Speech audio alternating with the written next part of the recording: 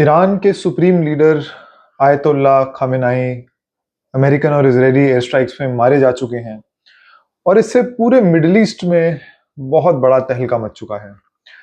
शुरुआत में हमने देखा कैसे ईरान ने रिटेलिएटरी स्ट्राइक्स करे क्योंकि मिडिल ईस्ट में अमेरिका के 19 बेस मौजूद हैं और इमीडिएटली जैसे खबर आई कि तेहरान में स्ट्राइक्स हुए हैं तो ईरानियन फोर्सेस ने, ईरानियन मिलिशियाज ने UAE, Qatar, Kuwait, Bahrain, Jordan, जहां पर अमेरिकन फौज के मिलिट्री बेसिस मौजूद हैं, उन पर स्ट्राइक्स कर दी। और बहरीन में हमने कैसे देखा कि जो यूएस नेवी की फ्लीट है, ना कि सिर्फ उस पर अटैक हुआ, जो होटल भी है जहां पर अमेरिकन ऑफिसर्स और अमेरिकन बेस का स्टाफ रहता था, उस पर सीधा एक ड्रोन आके भिड़ा। तो ये सूरत हाल तो भी मिडिल ईस्ट में चल रहा है। एयरपोर्ट्स पर अटैक्स हो चुके हैं, फ्लाइट्स बिल्कुल बंद हैं। दुबई में तो जो होटल्स और रेजिडेंशियल एरियाज हैं वहां पर भी बॉम्ब्स गिरे हैं। तो ये तो है अभी का सिनेरियो, लेकिन हम अभी बात करते हैं कि ये सिनेरियो किस हाल में उभर रहा है और हमें ग्लोबल जियोपॉलिटिक्स पर क्या असरात होते दिख रहे हैं।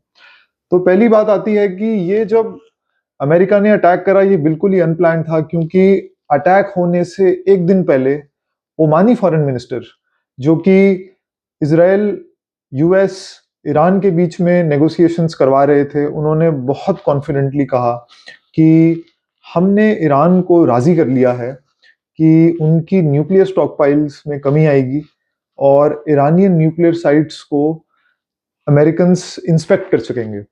ये एक बहुत बड़ी अचीवमेंट थी और ऐसा लग रहा था कि एक डिप्लोमेटिक ब्रेक थ्रू बिल्कुल हमारे सामने है। लेकिन ओमान का जो दावा था उसको अमेरिकन ने झुटला दिया। और मैं आपको बता दूं कि जो ओमानी डिप्लोमेसी है वो बड़ी शांत होती है। जब भी ओमानी डिप्लोमेट्स, ओमानी पॉलिसी की तरफ से हमें सिग्नल्स मिलते हैं, उनको आमतौर पर सीरियसली लिया जाता है। तो इस बार ऐसा क्या हुआ कि ओमान के कहने के बावजूद भी इतने अथॉरिटेटिव लेवल पर ये चीज फेल हो गई। कुछ लोग ये कह रहे हैं कि ट्रम्प बहुत जल्दी में थे और एक ये एंगल भी बनाया जा रहा है कि एप्स्टीन फाइल्स को लेकर जो बड़े बड़े अरेस्ट हो रहे थे, कहीं वो पूरे राज ना खुल जाए, क्योंकि उन सब में बड़े पॉलिटिशियंस, रॉयल फैमिलीज और बिजनेस ग्रुप्स इन्वॉल्व थे। तो उन अरेस्ट से ध्यान भटकाने के लिए ये अटैक्स करेंगे। ये तो एक एंगल था। अब दूसरी हम बात करते हैं कि इसका सबसे बड़ा असर चाइना पर पड़ने वाला है, क्योंकि ईरान और वेनेजुएला चाइना के तेल के बहुत बड़े सोर्सेस थे और चाइना बहुत ही स्पीड से इन सैंक्शन कंट्रीज से तेल खरीद रहा था। तो अब दो सोर्सेस तो चाइना के गायब हो चुके हैं, ईरान और वेनेजुएला। और अभी हम देखते हैं कि ये प्रेशर अमेरिकन कैसे और बढ़ाएंगे। और हम चाइना की इकोनॉमिक पॉलिसीज में भी एक जल्दबाजी देख रहे हैं कि चाइना बहुत डेस्परेट है कि non oil, non crude oil alternatives की तरफ वो जाए। सोलर एनर्जी में बहुत तेजी से चाइनीज ग्रो कर रहे हैं, विंड एनर्जी में। और डैम्स को आप अगर देखें तो दुनिया के सबसे बड़े डैम्स चाइनीज बना रहे हैं। वो बहुत बड़े प्रोजेक्ट्स हैं, उसके एनवायरमेंटल कंसर्न्स तो एक अलग इशू है, लेकिन जिस डेस्परेशन से चाइनीज रिन्यूएबल एनर्जी की तरफ जा रहे हैं, ये इशारा इसी चीज की ओर करता है कि जो अमेरिका चाइना को स्क्वीज कर रहा है उनके एनर्जी सप्लाईज को, ये उसी का एक डायरेक्ट फॉल आउट है। अब दूसरी बात हम करते हैं कि इसमें फायदा शॉर्ट टर्म रशिया को होने वाला है। हाँ, ये थोड़ा काउंटर इंट्यूटिव लग रहा है, लेकिन क्योंकि ईरान ने जो स्ट्रेट ऑफ हॉर्मुज है, जहां से मिडिल ईस्ट की ऑयल सप्लाईज गुजरती हैं, दुनिया भर में जाती हैं, वो बंद कर दिया है। और क्योंकि ईरान पर ही अटैक हो गया है, सप्लाई लाइंस डिस्टर्ब हो गई हैं, तो शॉर्ट टर्म में ऑयल के प्राइसेस बढ़ेंगे तो Russia as a supplier will benefit out of it. तो ये तो थी एक चीज। अब मुस्लिम दुनिया पे इसके क्या असर पड़ने वाले हैं। तो शुरू में अगर हम देखें तो जैसे ईरान ने अटैक्स करे हैं यूएई और आसपास के नेबर्स पर, कतर, जॉर्डन, इराक, तो ये जो मुल्क हैं ये तो बहुत नाराज हो गए हैं ईरान से। ये तो ईरान को ये कह रहे हैं कि हमारी जब आपसे कोई दुश्मनी नहीं है तो आप हम पे क्यों अटैक कर रहे हैं। इस पे ईरान ये कह रहा है कि अगर कोई दुश्मनी नहीं है तो अमेरिकन बेसेस आपकी कंट्री में क्या कर रहे हैं। तो ये है एक लाइन। तो जो सुन्नी रूल कंट्रीज हैं वो तो डेफिनेटली अमेरिकन अलायंस के साथ हमें होती दिख रही हैं, लेकिन जो एक बहुत बड़ा तबका है शिया पॉपुलेशन का, वो बहुत नाराज है, वो सड़कों पे उतर चुका है। अगर हम शुरू करें इंडिया और पाकिस्तान से ही, जहाँ पर कम से कम 20% आबादी मुसलमानों में शिया लोगों की मानी जा रही है, वो बहुत नाराज हैं। उसका एक रीजन भी है, क्योंकि जो आयतुल्ला खामेनेई हैं, वो एक सुप्रीम लीडर के तौर पर तो देखे ही जाते थे, लेकिन उनको एक और टाइटल मिला था जिसका मतलब है मर्जा ए तकलीद। मर्जा ए तकलीद मतलब कि जो आदमी, जो एक सुप्रीम लीगल अथॉरिटी हो, और जो ऐसा शख्स जिसकी जिंदगी और जिसकी स्पीचेस, जिसका काम फॉलो करने लायक हो, उन लोगों के द्वारा जिनको मजहब पे, जिनको शिया तौर तरीकों पे उतना ज्यादा नॉलेज नहीं है, तो आयतुल्ला एक ऐसी पर्सनैलिटी है जिसकी डेली लाइफ, जिसकी स्पीचेस फॉलो की जाए। तो इसी वजह से वो शिया पॉपुलेशन के लिए बहुत बड़ा पर्सनल लॉस दिख रहा है। हमने देखा कैसे इंडिया में अलग अलग शहरों में जहाँ पे शियाओं की खासा तादाद है, उनमें प्रोटेस्ट हुए। पाकिस्तान में तो इससे भी डेंजरस माहौल देखने को मिला। कराची में जो अमेरिकन कॉन्सुलेट है, वहाँ पे कैसे भीड़ घुस गई और उनको अमेरिकन मरीन्स ने, जो उस कॉन्सुलेट की हिफाजत करते हैं, उन्होंने शूटिंग कर दी उन पर और उनको मार गिराया। कम से कम 10-12 लोग, ऐसा हमें जानने मिल रहा है कि 10-12 प्रोटेस्टर्स को मारा जा चुका है।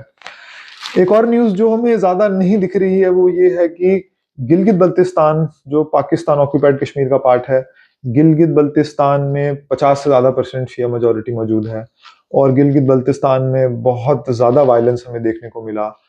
यूएन का office, UN military observers group on Kashmir, UNMOGIP जिसको कहते हैं, जो कश्मीर को लेके जब 1940s में ये मसला शुरू हुआ और यूएन ने अपनी प्रेजेंस दोनों कंट्रीज में बिठाई, तो वो ऑफिस जो उधर अभी भी मौजूद है, उस ऑफिस पर अटैक करा गया, क्योंकि यूएन को प्रोटेस्टर्स ने अमेरिका का ही एक एक्सटेंशन समझा। वहां पे गिलगित में एसपी ऑफिस पर अटैक करा गया। गिलगित में जो आगा खान, जो वहाँ पे एक इस्माइली करके एक ग्रुप कम्युनिटी, जो डोमिनेंट कम्युनिटी है गिलगित में, वहाँ पे जो फिलैंथ्रोपी में जो काम करते थे इस्माइलीस, आगा खान के ऑफिस को जला दिया गया है। तो ये पाकिस्तान में गुस्से का लेवल हमें देखने को मिल रहा है। अब दूसरी हम बात करते हैं कि ये तो सब कर दिया है ट्रंप ने, क्या ट्रंप की कोई स्ट्रैटेजी है? क्या ट्रंप के पास कोई फ्यूचर का ब्लूप्रिंट है? अभी तक तो हमें नहीं लगता कि ट्रंप के पास कोई ब्लूप्रिंट है, क्योंकि उन्होंने सिर्फ अपनी स्ट्रैटेजी को एक मिलिट्री लेवल तक रखा है। और ये हमें देखना जरूर पड़ेगा कि मिलिट्री से कभी भी कोई पॉलिटिकल सोल्यूशन नहीं मिलता है। अमेरिका और ईरान की जो लड़ाई थी, वो आइडियोलॉजिकल थी, वो डॉक्ट्रिनल थी, वो स्ट्रैटेजिक लड़ाई थी। मिलिट्री से आप लीडर्स को मार सकते हैं, मिलिट्री से आप रेजीम को उलट पुलट कर सकते हैं, लेकिन successful regime change military operations नहीं कर सकते। उसका सबसे बड़ा एग्जांपल है अफगानिस्तान और इराक में जो इंटरवेंशंस रही हैं अमेरिकन की। और 20 सालों में जो अफगानिस्तान में जो अमेरिकन रहे, उन्होंने 10 अलग अलग तरह की पॉलिसी बनाई। कभी कहा कि हम वुमेन एम्पावरमेंट के लिए, यही सब ये ईरान में भी हो रहा है। एक दिन अमेरिकन ने कहा कि हम वुमेन एम्पावरमेंट के लिए इंटरवीन कर रहे हैं, दूसरी तरफ उन्होंने कहा कि हम माइनॉरिटीज को एम्पावर करने के लिए इंटरवेंशन कर रहे हैं। तीसरी बार उन्होंने कहा कि हम डेमोक्रेसी, हम एक पार्लियामेंट्री सिस्टम लाने के लिए ये कर रहे हैं, हम फ्यूडल सिस्टम खत्म करने के लिए रेजिम चेंज कर रहे हैं। और बाद में पता लगा कि अमेरिकन ने तालिबान को बिल्कुल रेड कारपेट दे दिया।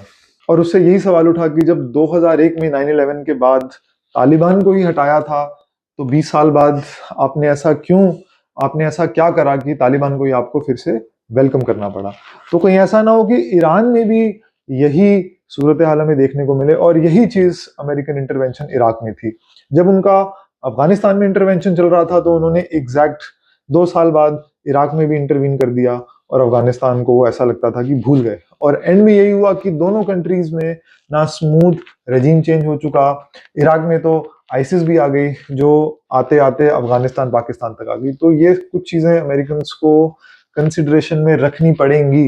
हालांकि ट्रंप ने एक ये स्पीच दी ईरान में अटैक्स के बाद कि ईरान के लोगों को उन्होंने कहा कि अभी तो अटैक्स होने दो, लेकिन जैसे ही हम अपनी मिलिट्री इंटरवेंशन पूरी कर लेंगे, आप जाके ईरानियन गवर्नमेंट को कंट्रोल करेंगे, क्योंकि हम तो प्रो पीपल हैं, प्रो वुमेन हैं। ये कोई ब्लूप्रिंट नहीं होता। क्योंकि एक रेजीम चेंज करने के लिए आपको एक मैच्योर ऑल्टरनेटिव पॉलिटिकल लीडरशिप चाहिए, जो कि हमें नहीं लगता कि इन सालों में अमेरिकन्स ने कल्टीवेट करी है। हाँ, अमेरिकन्स ने एक सेक्शन को तो जरूर कल्टीवेट करा है, जो है शाह ऑफ ईरान की फैमिली, जिनको 1979 रेवोल्यूशन में ईरान से निकाल दिया गया था। ईरानियन शाह के जो बेटे हैं रिजा पहलवी, वो जरूर स्टेटमेंट्स देते हुए दिख रहे हैं कि वो आना चाहेंगे, वो ईरान में रेजिम चेंज के बाद ईरान की सरकार जरूर चलाना चाहेंगे। लेकिन सच ये है कि आयतुल्ला तो चले गए हैं, ईरान की सीनियर लीडरशिप जरूर एलिमिनेट हो चुकी है, लेकिन ईरानियन मिलिट्री, आईआरजीसी और ईरानियन बाजार, जो उनके इकोनॉमिक और मिलिट्री ब्यूरोक्रेटिक स्ट्रक्चर्स हैं, और इवन जो उनके थियोलॉजिकल, जो उनके रिलीजियस जो क्लर्जी है, इसका तो स्ट्रक्चर नहीं खत्म हुआ, तो ये रेजिम चेंज कैसे होगा? क्योंकि लीडरशिप के जाने से स्ट्रक्चर खत्म नहीं होता। स्ट्रक्चर जब तक स्ट्रांग है, वो बार बार नए लीडर्स देता है। और आयतुल्ला को ऐसे मार के ये एनालिसिस भी आ रहा है कि उन्होंने ईरानियन स्ट्रगल को अमर कर दिया है। तो ये जो बात है कि आप एक आयतुल्ला तो आपने मार दिया, लेकिन उसके बाद जो ऑर्गेनाइज्ड फॉर्म ऑफ जो रेजिस्टेंस निकलेगा, क्या वो अमेरिकन के कंट्रोल में होगा? इसका अमेरिकन के पास भी कोई जवाब नहीं है। और अमेरिका में हम प्रोटेस्ट देख रहे हैं कि दो लेवल पे हो रहे हैं, कि प्रो डेमोक्रेसी लोग भी प्रोटेस्ट कर रहे हैं, औरतें भी आके प्रोटेस्ट कर रही हैं, लेकिन उसी तादाद में बहुत बड़े लेवल पे जो शिया ग्रुप्स हैं, जो शिया क्लर्जी है, वो भी प्रोटेस्ट कर रही है। और ईरान की मिलिट्री स्ट्रक्चर्स अभी भी इंटैक्ट हैं। और आखिरी चीज, ईरान का जो रीजनल इन्फ्लुएंस है, आप देखें जो शिया मिलिशियाज जो ईरान ने यमन में सपोर्ट कर रहा है, जो इराक में सपोर्ट कर रहा है, ये अभी भी वहां पे लड़ रहे हैं, और ये बहुत मजबूती से anti Saudi Arabia, anti Israel काम कर रहे हैं। तो ये ट्रांजिशन अभी पूरा नहीं हुआ है, और आने वाला 1-2 महीना बहुत क्रूशियल होगा ये दिखाने के लिए कि ईरान किस ओर जा रहा है। Thank you so much.